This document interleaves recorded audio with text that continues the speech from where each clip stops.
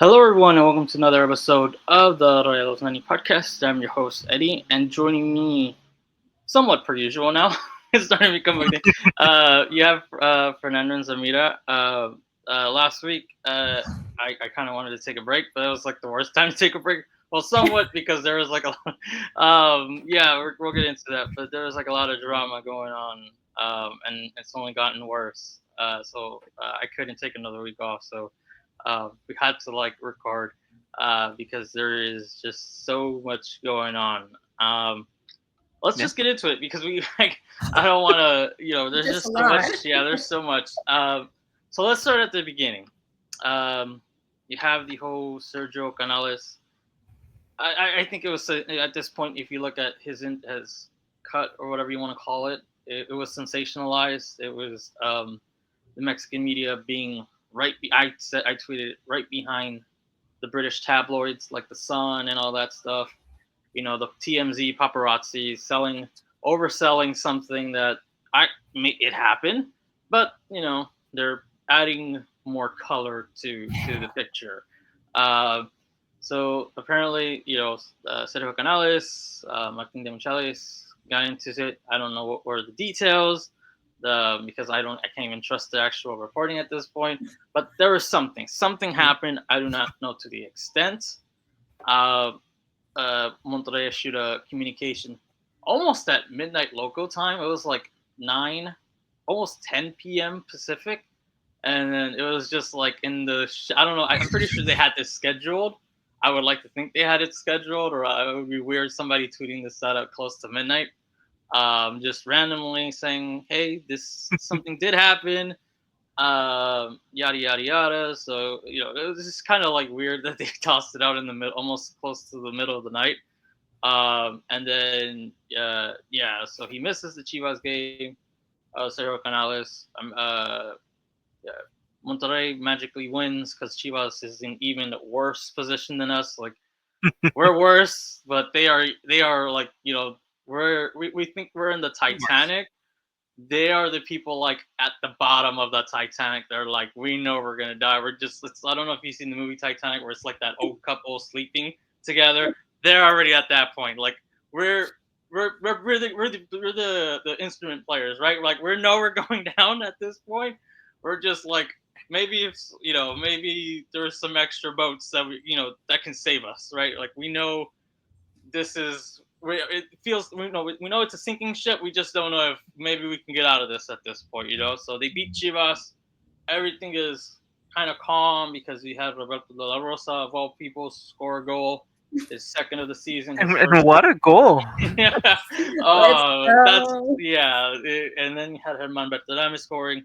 So yeah, it was that calmed the situation a little bit. But then you had the whole Tigres situation. So let me you guys get your opinions on that. What did you make of the entire drama? You want to go first? Me first? All right. Uh, So, Go ahead. um, for the Canales drama, honestly, it's really sad because I feel it's like a snowball that it's becoming with the whole drama with the Michelis and everything. If he's gonna leave, if he's not gonna leave, like if he's gonna stay for real or he's just gonna be tested, and then this comes out and you're trying to make your best player at the moment have a bad moment with the media, with the people, and especially just before your Clásico. It's like, I don't know, there's something suspicious. um I mean, of course, like I think it was the Michelis who said that it's something that it's really common when you have a competitive team with a player that wants to be like the best and you're frustrated. Of course, it's gonna show up like as something. And he did mention like if it was a wooden door, this wouldn't be out. So it's like I don't know. Again, like you said, like I don't know who I can trust, like what literally happened and how things have been handled, like whatever Rayados posted, and then Canales showed that video, and then the Micheli saying something. It's like at some point it's not even making sense. and then Tato like did it like something like he was just carrying something in his hands, and he was just like, I'm Yeah, some mate or halfway. whatever. Yeah, it was mate or whatever. It's like if you're saying that after posting whatever you posted and after the video and everything, I think that's something he could have like saved for himself and just let this go. Magically, the next right the next day after the Clásico, Canales is joining the team. He's practicing like 100%. So it's like I don't know at this point. Honestly, I don't know who to like to trust. Yeah. But I guess like I'm with Canales, to be honest. Like he's the only one that has been showing interest for the team to do well, and you're trying to get him against everyone. Mhm. It doesn't make sense.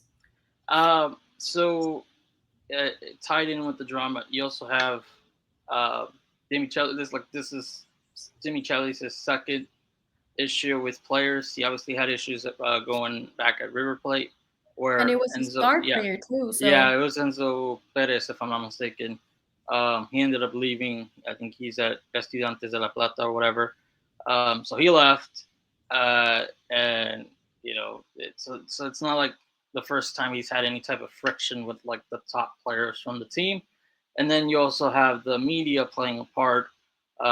Whereas, like we were saying, you don't know if you can trust what they're actually reporting because I don't know if you guys saw that clip of Willie Gonzalez saying that uh, Felipe Galindo was asking a question. He got ignored. But again, sensationalizing it, where it's like, he was hurt, Felipe Galindo almost got like his, distracted. like, he picked up, he rolled up, he wasn't going to answer any questions, rolled up his window. But again, overselling it that he almost got his fingers, smashed by the, by that. And then you had Felipe Galindo. I don't know why you tweet this, but he was like, it's entertainment, right? Like there's something like that. People taking it too seriously, which to me, like I study journalism, I work in journalism, I've worked for NBC Sports. Um, if you want to do entertainment, work for like TMZ, work for E. That's entertainment, right? Like it comes with the territory being paparazzi and all that stuff. Uh, but you know, I think sports people turn to you for information, for accurate information. At least the way I do. Like, we're fortunate in the United States to like have like some decent reporting. Like in the past, like I follow basketball, so it's like Shams, Waj, and all these. Like when they tweet it, this is what actually happened. There's no like second guessing. Whereas in Mexico, you don't have that. It's like, should I believe this or I don't? Should I not believe this? And it's just like whatever. But I'll go with you, Fernando. What did you make of the drama? What have you made like, and especially like with the media kind of sensationalizing it? Because if you go look back at that, like I said, that clip of Willie Gonzalez saying, kind of sensationalizing that Felipe Galindo almost had his finger smashed, you're like, that's not even close to what happened. So what did you make of the drama? What did you make of the media kind of overselling the entire drama as some type of Mexican soap opera? Honestly, I'm fed up with media and the way that they try to portray things, especially like being honest, the way that they do want to turn it into a show. I, it's getting to that point where we're kind of focusing a little bit more on what is going on outside. Like I I don't remember the last piece of accurate media that they kind of shared that was more insight of a team before like it actually came out. Most of it, like, since they already know they're gonna like post it or like send it, someone else is gonna send it, and at that point they're gonna report it. They've been focusing a lot more on like trying to nitpick players and like trying to find their mistakes outside of the field when like you're supposed to be a sports journalist. You're supposed to report about sports. Yeah, the life outside does matter, but at the end of the day, personally, I watch Rayados because of the cause football. Like, I don't follow them outside of the pitch as much, unless it's like, hey, well, it's training over there, or they're doing this, like transfers and Mm-hmm. stuff that they do. But like, honestly, like at some point the media is like overstepping. Yeah. But to be honest, with everything that was going on at this point, I think it was handled not in the correct way, because that was something that maybe if it was like communicated properly, it would have helped a lot more than the drama that it all created. Yeah. Yeah, because like I felt like that day, like every like hour or two, there was like new information, new information. Like it literally just felt like we were watching a series or a novela, right? Like it felt like, Big Brother. yeah, it felt like because there was like every two or every 2 hours there was just something new, something new, something new, and then to the point where I think they Monterrey had to like release something because it just got too big, to ignore. It just got too big for them to ignore it. And just yeah, but even then, communicating it like close to midnight, it was just kind of odd. Um, and so yeah, like we said, Canales didn't play against Chivas. They won. There are some people saying that they were better playing with Canales, but now we get to the Clásico Regio. Uh, it was uh, it was good for like 60 minutes where Sergio Ramos, I don't know what the hell Nahuel Guzman was doing, trying to psych him out, trying to psych a player out of this caliber. Like, dude's seen it all. He's been it all. He's been in the highest of pressure situations. You know, doing some stupid things is not gonna phase him, and it didn't. Dude converted his PK. Uh, but just stepping back a little bit, because the drama that kind of started was the lineup. Porto again playing center back, or at least I know some people say maybe there's Ambris and Colcho going back and forth playing center back. I don't know what the hell that was. The lineup. I mean, it And then, worked for a while. yeah, It kind of worked for a while, yeah. yeah, but then we're gonna get into what the hell happened towards the end. And then again, De Michelis decided to go with two strikers. Roberto de la Rosa going with the magic that he had against Chivas, hoping that it was them figuring something out.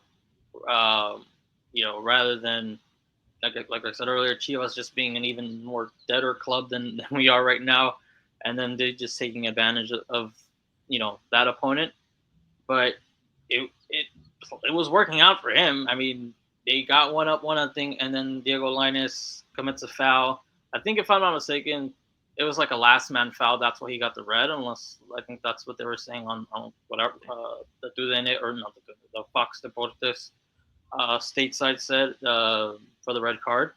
So like that was smooth. Like Monterrey had like the 3 points right in their hands, and then everything just falls apart. Like it just falls apart, like a house of cards. Berterame, for some reason, gets mad at the referee. Says whatever he says to him. Gets a red card. I don't know if he. It was a yellow and then a red. Yeah, he Yeah. escalated it to a red. But again, and we'll get into it right now. You have to know who's refereeing you. If it's a referee that likes to be the star of the match, you have to prepare. You can't. There are certain referees you can get away with things. Certain referees you can't. It's just like what the hell the guy was thinking. And then you had Oliver Torres. Once it went down 10v10, Torres got a red card. Now Monterrey had, went from having the lead and playing with the man up to still having the lead, but now playing with 9 men. And I thought Tigres was going to tie. I thought, Tigres was going to tie it. I didn't think they were going to win it. So that was the surprise for me. And yeah, they took a 2-1 win. Berterame spoke on Sunday. We're recording this on Monday. And said what he said, apologized or whatever. He was crying, devastated. Yeah, oh yeah, Michele said he was crying or whatever. And then you had the stuff with Guido Pizarro as he's being suspended for 3 games, slapping one of De Michele's assistants. They already said 3 games? Yeah, Felipe Galindo, if you want to look it up right now on his Twitter account, he tweeted out 3 games. So, I mean, a slap to to somebody, it gets you 3 games. Same as like a really hard foul or a red card, straight red card. So a slap gets you that. Uh, yeah, it's pretty much we're at the end of the season now. We have 2 more games left.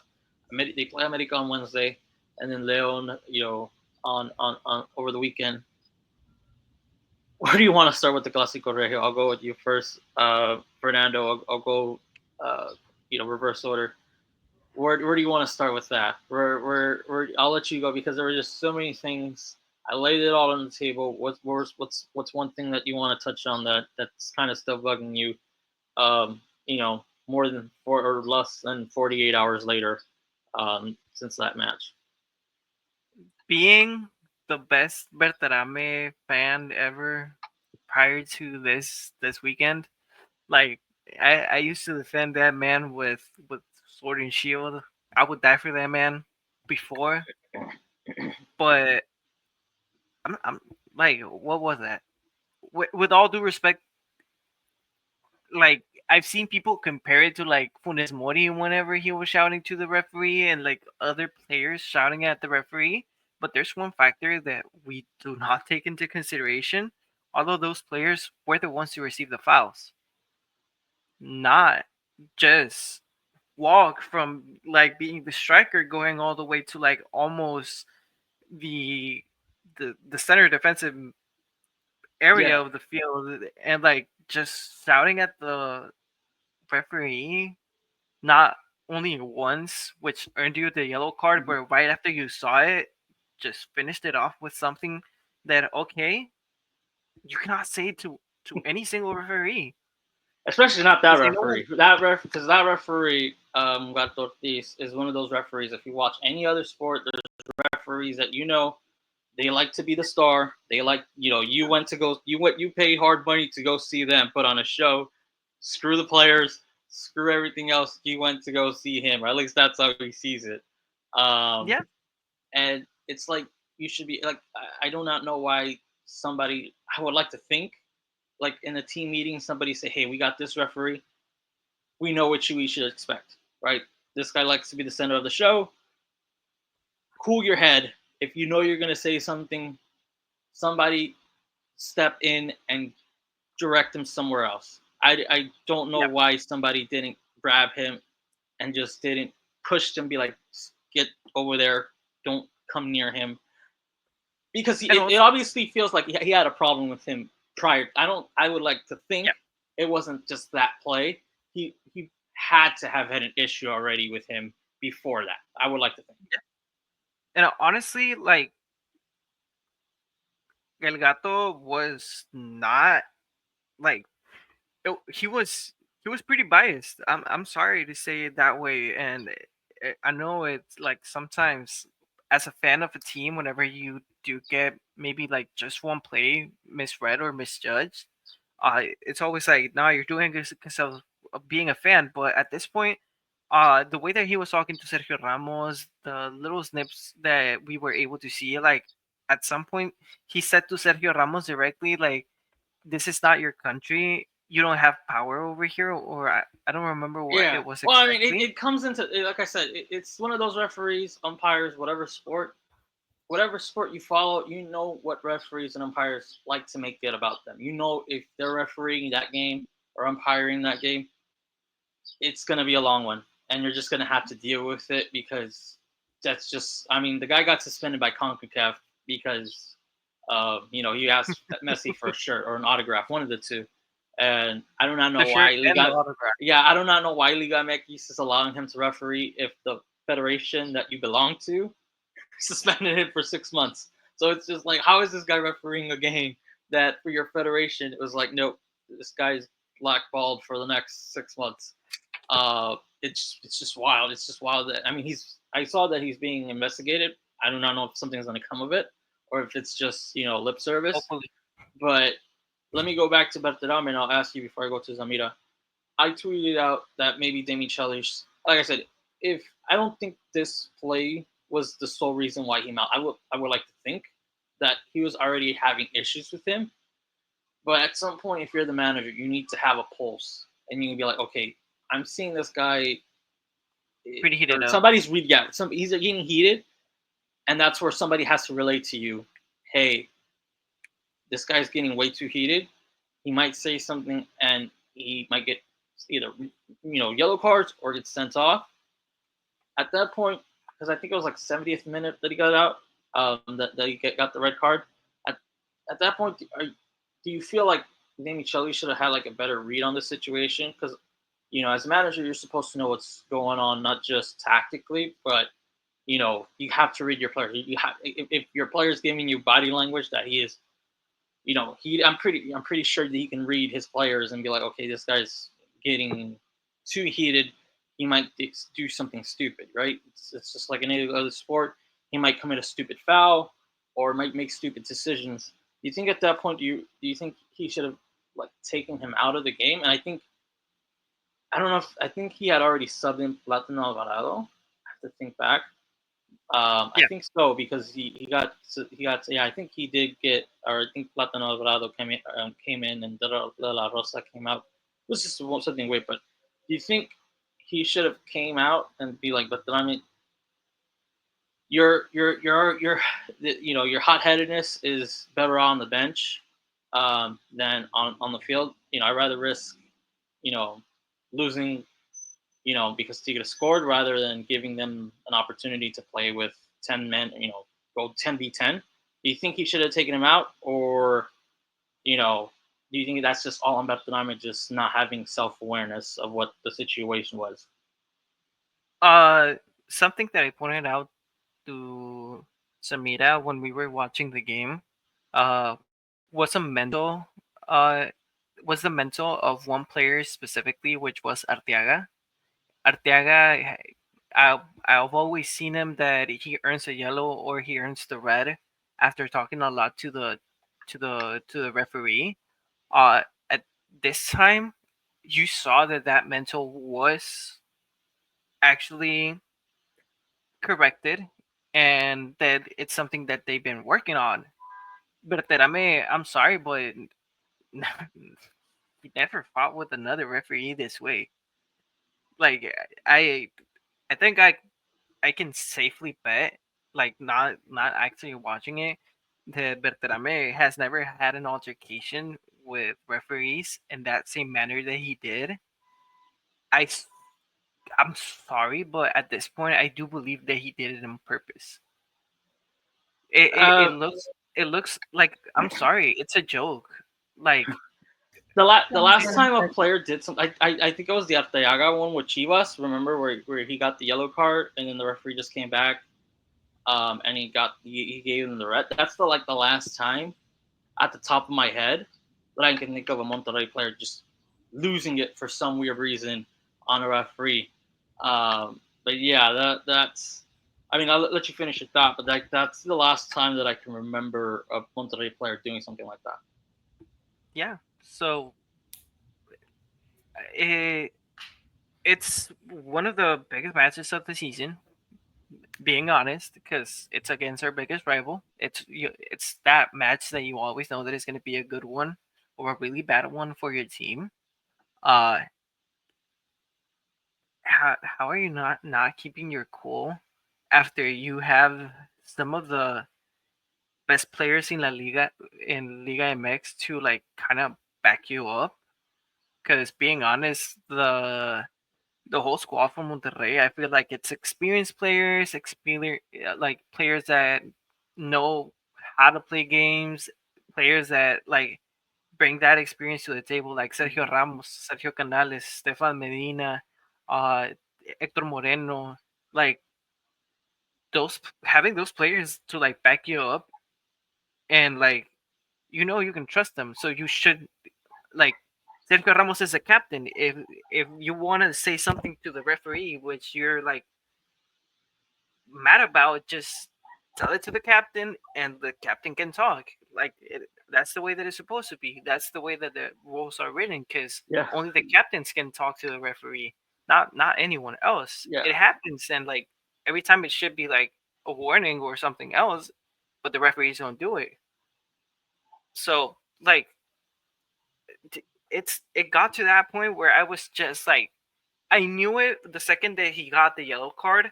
I just saw something in Berterame's face that kind of flipped on him and just shouted, and he straight away got the red card. Yeah. Zamira, where do you stand on that whole? And if you could take, if you want to take it somewhere else too, but starting with Berterame, um, yeah, where do you want to start with that? Because then you had, if you want to go a little bit before that, you had Demichelis for some weird reason going up a man, making defensive, more defensive subs, or more kind of like gearing towards like, hey, he's just gonna protect this lead, um, rather as, hey, let's just go for the kill. I'll let you morph your response into those two things. But where do you stand on Berterame, and where do you stand on Demichelis' non-aggressiveness, especially when he had that one-man advantage to be like, okay, we're gonna kill these guys off and go away with 2 points. Oh, well, I mean, first of all, Berterame, I do believe it's his first situation he's been like that, like that he got a red card because he was yelling or disrespecting the referee, but I don't think that was on purpose. Honestly, I feel that's just a reflection of the frustration he's leaving as a player. He's not doing well. He knows that he's not doing well. Um, Everything's like around the drama and everything. Literally, he is failing the easiest plays. Of course, he's gonna feel guilty. Like that's something I hope he feels guilty because if he did the red card on purpose, I'm sorry, but you have to like cancel his contract. I don't care if you're losing money. I know at this point you can't bring anyone, but I would rather see the Nigris or Mojica or Aldair or whoever wants to jump in fail than seeing Bertarame doing this stupid things because Yeah. this is literally like a child. You've never had problems with him of like talking like Arteaga or like I would have imagined Sergio Ramos or Campos Arteaga, but Berterame, that was really something stupid. And with that, I feel like Demichelis got so comfortable, like, hey, I got this control because he was controlled. Like the first half, I feel it was pretty good. You would see the team connecting. They were not missing any like passes. They were doing great. They liked to control the ball. They risked it a lot. There were opportunities. There were a lot of saves too from Andrada, which that was really surprising. And I feel like the moment, like the momentum was for Rayados. And the Michelis knew it. And like everyone knew it because honestly the people was so quiet at the stadium that because they knew. And then you had this Bertrame situation, and then you have the Michelis not being able to react on the situation that you're facing. And that's been the whole problem with the Michelis. It's been just one or two times that he really knew what to do and he did the best to like come back. We saw that in a couple of games, but he's really missing that. And this game was literally the example. Like you cannot, it's Tigres. You can never trust just one goal. Like that for me, I honestly felt it was like zeros because that's how you have to think in those kind of games. You have to fight every single ball because you cannot risk it. Berterame gets the red card, then the Michelis. I don't know if the red card for Oliver Torres was before or after the goal that tied. Uh, I think it was I don't remember. before. No, I No, think the goal was. it was it I think the before. yeah. So Oliver Torres got sent off, and now it's 9-10 because I think both goals came pretty late. And we can get into Oliver Torres because he came in as a sub, and I don't know where you stand on that being a red card because he, you know, I always think It it's was not always a red card. 50-50. It was It a was When, not yellow. a once but I think it leaves the referee. Especially this one. Um, you leave it in the referee's hands to be like, I'm going to call that a red or I'm going to call that a yellow. Once you lift your once you go up a certain, with your feet, I think it's just depending on the referee. You don't know if it's going to get a yellow, you don't know if it's going to red. But his mistake um, really added more gasoline to the fire.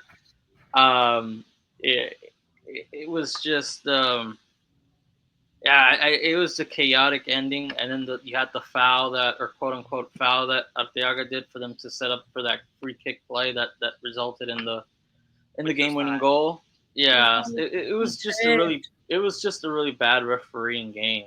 And I mean, for both, yeah, like Fernando said, for both. But the mistakes he did for Rayados, they were honestly like really bad. yeah. uh, where do you think the team goes from this now? Because they have two more games against America on Wednesday and against Leon this weekend. Uh, I thought America was going to advance past Cruz Azul, and then they would be kind of resting their players after having to play, advancing and then having these two league matches. But they were eliminated by Cruz Azul, so that kind of changes the dynamics. Now it's like, okay, you're facing an angry, America, who's all they have is the league now, which for them is disappointing because they wanted to win an international title. And then you have Leon, who is, um, I think, 90%, 85, 90% kind of going to get kicked out of the Club World Cup. So they're going to be in a pissed off mood. Um, where does Monterrey go? I'll start with you, Fernando, and then I'll go to Samira. Where do you see these next two games playing out? Because um, yeah, I think they have to at least get 4 out of 6, because I mean, Mazatlan, Chivas, they have 17 points. I think they're 5 points off. I don't have the goal differential for the tiebreaker, but they pretty much need to win out for them to jump Monterrey. Um, so where do you see this all going? Uh, Canales is training with the team. I don't know if he's going to play on Wednesday. I don't know. Where do you see these last two games of the season going? There's not a way to put it, but honestly, I don't know what is gonna come. I don't know what to expect. Well, I should say there's not going to be any Oliver Torres and Germán Berterame. They're suspended. So a good and a bad thing. We go. Like at this point, I feel like we're at such a low point with what happened that hopefully we bounce back pretty good. Sergio Ramos is going to be able to play. Sergio Canales hopefully will be a little bit more comfortable playing. If we're being honest, I really hope Platanito starts for Rayados, not De La Rosa, because from the two opportunities that he received, he almost scored a banger.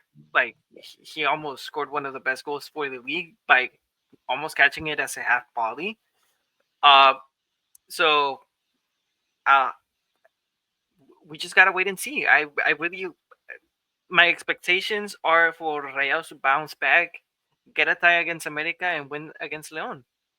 Because if we're being honest, like part of what made this game so complicated, like just as a football conspiracy theory, El Gato Ortiz, favors a little bit more America in having El Clásico right before the game against America, just handing out those red cards. Like, I think he was rending. He was handing way too many red cards. Like it was just like you. I think it was like 6 or 7, counting the whole.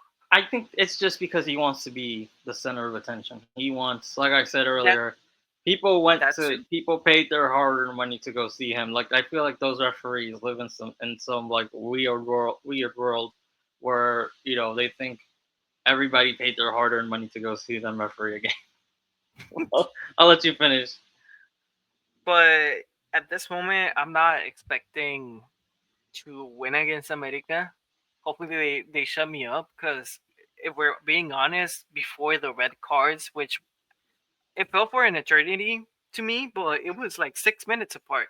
Yeah, Like I felt like it was like 20 minutes after. No, it was 6 minutes apart. I barely just looked at it, and like I I I just hope that they can do their best. Like at this point, I'm just like on the background, just like two thumbs up, just crying in the corner. Like there's nothing I can do. There's nothing that like we can do, even as like a fan base. Uh, Last time that we did something, which was like what I forget what it's called in English, like the pancartas yeah, outside El Barrial. That was the last thing we did. It kind of worked, but after that, they kind of stopped listening to us. So I feel like right now, uh, Tato is just like nobody else knows what they're talking about. I'm gonna be the one that is gonna like push things because I know that this can like turn out well. But like it's just at this point, every game for Monterrey is just the definition of insanity. Is just doing the same thing over and over and over and over, like expecting different results, and it's not working. So I really hope it's a tie. It's a win. We're talking best case scenario. If we're being honest, we're gonna depend on somebody else to like be in the 10th place. yeah, yeah. Because I mean, at that point, they would have if they finished in the ninth and 10th, they would have to play, the whatever wherever they finished, ninth or 10th, they would have to play that game, and then they would have to play the loser of the seventh and eighth place game. So it's just more games that they're this is a veteran team. Why are you at it? It's just like why are you adding more games that you didn't need to add in the first place?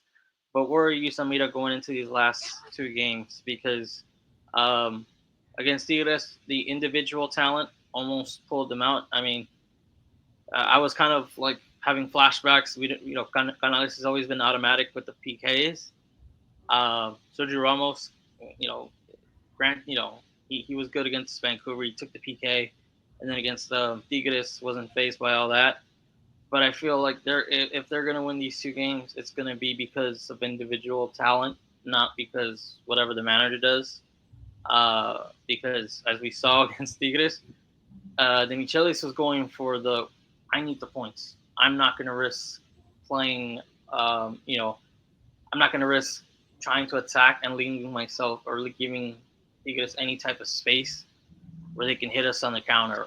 Um, he got really conservative. So I feel like if Monterrey wins one of these two games against America or Leon, it's going to be because somebody does really great stuff. Whether if Canales plays, maybe Sergio Ramos scores a couple of goals or whatever. What do you make of these last two games going into, I think we're going into the play and it just seems we're destined for that. So what do you make of these last two games? Uh, uh, Again, I wish I could say like they're gonna come back, and I mean, to be honest, the fact that they're gonna do the playing like play a couple more games, you've seen that inactivity has actually affected us before, because this stupid format of having the playing like 10 against 9 to see who gets to play against The loser of the seventh and eighth place. 7 and 8. So it's like you have two games that are going to be back to back.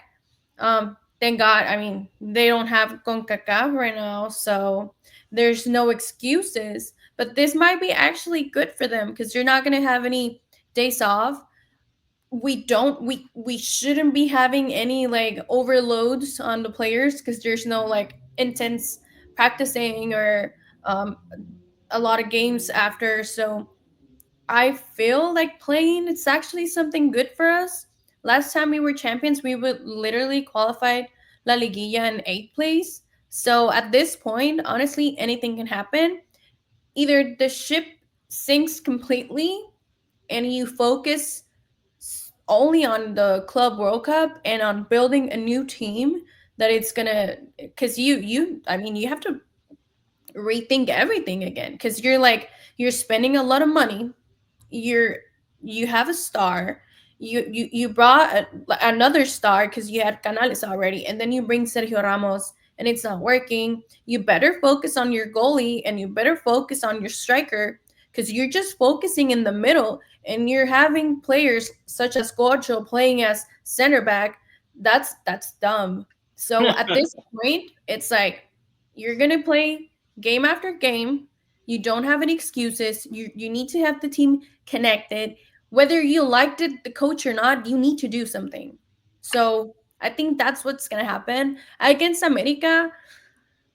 I mean, Verderame is not doing anything, so I'm not upset about that. Maybe about Oliver Torres, but again, So we got a against, ton of we got a ton of midfield. Like that's like the only position where it's like, okay, we yeah, can lose one guy. We can make shift, and yeah, you still have some we type of can work it quality. out. Like Whereas with I don't Bertarame, know.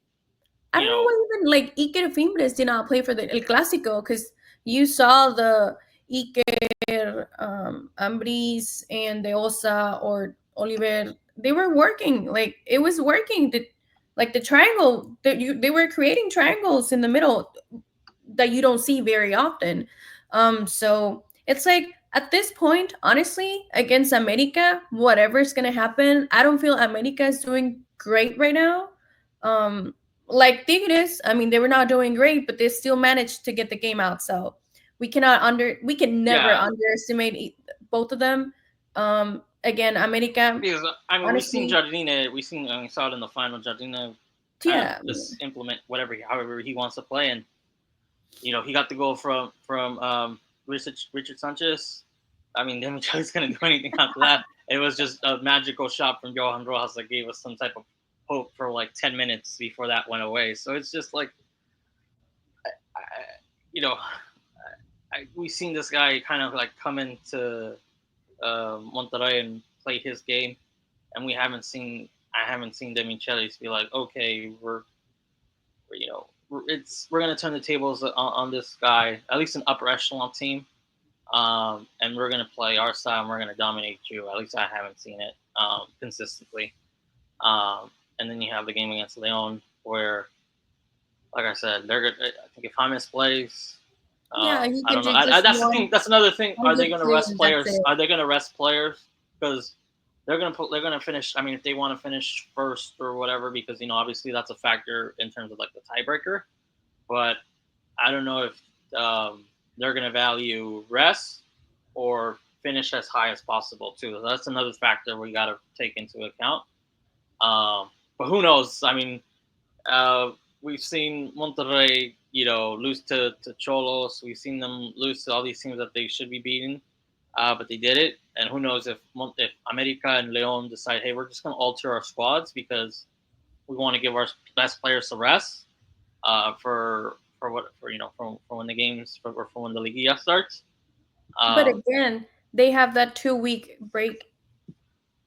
I So mean, I guess I mean, James isn't a young player, so I feel like Andres Guardado isn't a young player, so it's like that's where they have to figure out like, hey, these guys are in their mid-30s. Is it worth playing in it? Playing 60 minutes or whatever. I don't think they're going to play an entire 90. Uh, and but I don't know. I don't know if they're going to value, hey, let's finish as high as possible because again, the tiebreaker. So we'll see. We'll see what they roll out. But I can't even say even with an alternative squad, we could beat them because we lost to Cholos, we lost to these other teams. So I can't even be too cocky and say like, okay, they should beat them because we've seen them that they haven't done that. Let me ask you this last couple of questions before we go. In terms of this season, um, I was talking with Fernando before he came on, Zamira. The one of the worst seasons, at least in the last 5 years, in this half decade, was that 2020 season that was cut short due to the pandemic, where Monterrey was either going to finish yes. last or second to last or third to last. They were not going to make the Liga. Fortunately, the pandemic happened. In terms of Monterrey, I don't want to say like it was fortunate for other people, but in terms of this club, Yes. where it was that season was washed. Um, if you can recall that season, try to travel back 5 years. Where does that season stand compared to this season, where we're getting the full experience? I don't think we're not gonna. We're gonna. I think we're gonna finish in the play-in unless something chaotic happens and Monterrey loses both games, and you see Mazatlan win, or Chivas win the last two of their matches, and then knock us down. I mean, it could happen. I mean, I can't say, oh well, it shouldn't happen, because at this point, this club, this squad, this tournament has surprised us with nothing is off the table. But I'll start with you. Where do you rank that? Where go back those 5 years. Where do these two seasons rank for you, in terms of like just whether it's anger, whether it's just like I've not experienced just um, bad football or whatever. But where do these two seasons rank for you? Because these are the two worst, like I said, in the last half decade of Monterrey. Which one is worse for you, or which one was more frustrating for you? 2020 was definitely worse because here's the thing. You were champion the previous season, and you let go a couple of players that were actually working, that were actually helping. I think Johan left after we were champions. I think Cesar Montes left too. So we had like a couple of players go, and it can be compared to this one because you actually got better players. So it can be the same thing. Of course, we were gonna finish that on the um, last place, literally, or like probably on the 17th. Uh, but this season, I guess it's not been the problem for this season is that they have been really inconsistent. Like they've been doing great and then they do the worst, and then it's literally like at this point that we have been following this last couple of games, this last couple of tournaments. It's like at this point we don't know where to stand because you have the talent, you have good leaders, like leadership on your team, not just one, not just two, we have a couple of them. So it's like you don't have everything lost right now. It's not lost. Like I still believe the players that we have right now can actually do something, that we might get into the final. It would be like a miracle. But again, this last season we did great, and we actually there were a lot of players with overloads. They were not giving the 100%, and there was literally no point of getting into the final if you were gonna like be Amino Campos, and then you have Victor Guzman, and then you were actually getting used to playing with those players, like they were your starting, and then you go to like Plan B, and there was no Plan B, and right now you're literally playing with like Plan, I don't know, but just make it work. It's all like patched, and if they get to the final, they're gonna make it, and not because of the talent, because of it, like the mental state. Because you're like, if we were the worst and we're here, we can definitely get it. So it's at that point. There's nothing literally that you can actually predict from this team. That's what I believe. Because again, maybe like a single player, they're gonna like whatever they do, it might work out. We don't know, like Ramos scoring 2 goals at the final, and Yeah, like we still have players like that. So it's everything's not lost. It's just a matter of if they woke up with the right food. That's it. yeah, yeah. No, I think it's gonna, like I said earlier, it's gonna be based on individual talent. If these guys just, we saw it last tournament, if Campos and Canales just decide to play out of this world, they're gonna carry us. And if we want to include Ramos, if he scores a couple of key goals, again, individual talent. But Fernando, where do you stand on those two seasons, to wrap this up? I mean, the 2021, the 2020, that was awful. I think there's no conceivable way of like putting into words what at that moment we were experiencing. But I'm kind of feeling the same way at this exact moment with the team, and it feels kind of weird because although the team is on play-ins, it still feels like we should not be there. No, yeah, If we're being honest, we should not be there. Like I'm still like amazed on how we are keeping a ninth spot. And if we're being honest, I was checking just like out of the games that Chivas, Querétaro and Mazatlan have, like they're all easy games against Atlas, Cholos. I think the only difficult one that they have is like Chivas against León. No, Mazatlan against León or something like that. Like it is totally reasonable to think that if we at least don't tie a game, we're out. yeah, So we're not safe at all. Like we're in one of the worst spots because we're going against second and third place. And at this moment, if we're being honest, like those two teams are currently fighting for the number one spot. They're only 3 points behind Toluca. America is three. No, Leon is 3 points. America is 2 points behind.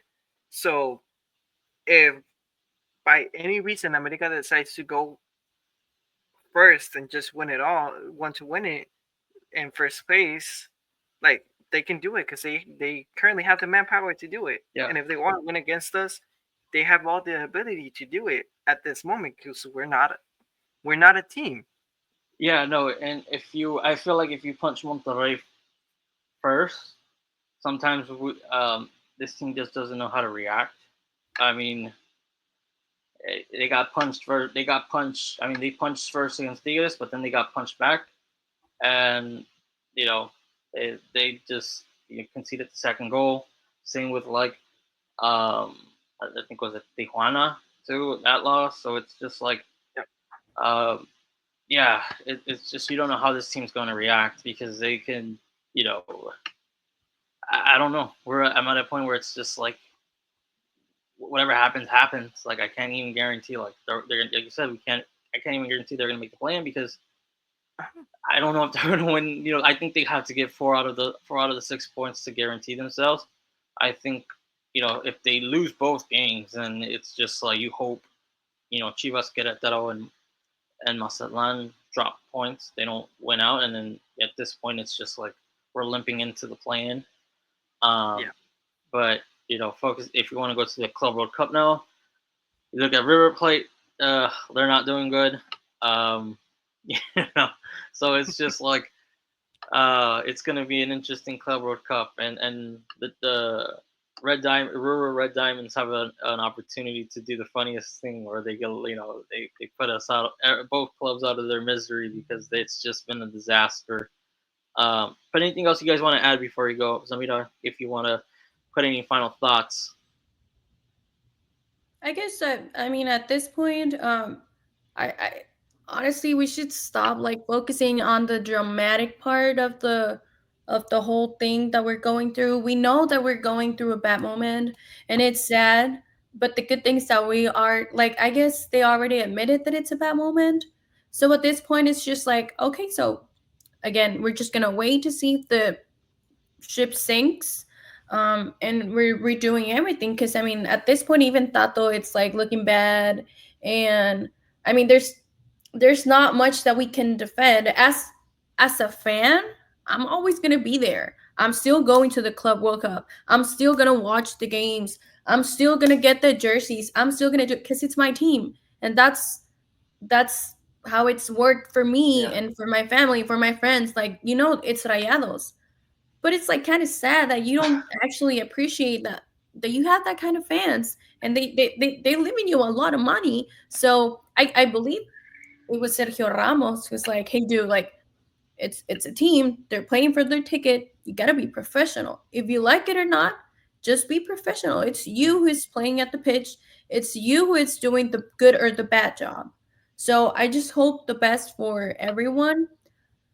We just have to see how Canales does against America, and like how he see him play, and how his mental state is.